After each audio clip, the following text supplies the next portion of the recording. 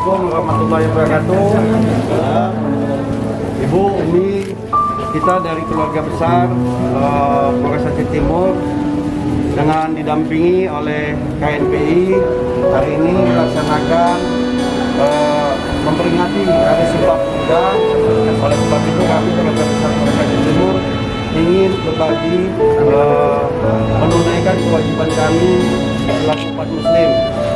Ibu, Umi adalah saudara-saudara kami, keluarga kami. Oleh sebab itu kami ingin menunaikan apa yang menjadi kewajiban kami, yaitu menyalurkan zakat penghasilan keluarga besar Polres Aceh Timur. Ini kami berikan kepada Ibu, Umi semuanya. Mudah-mudahan menjadi bermanfaat, berkah.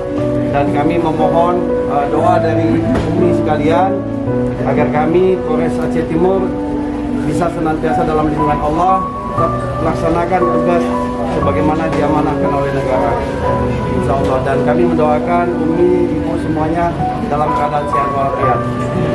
Terima ya Umi ya. Terima kasih Umi ya. Terima kasih Umi. Ya.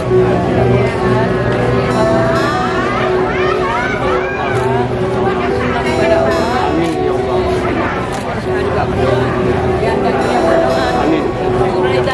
Tujuh Raida semoga tetap dalam lindungan Allah dan tetap insya Allah semakin sehat.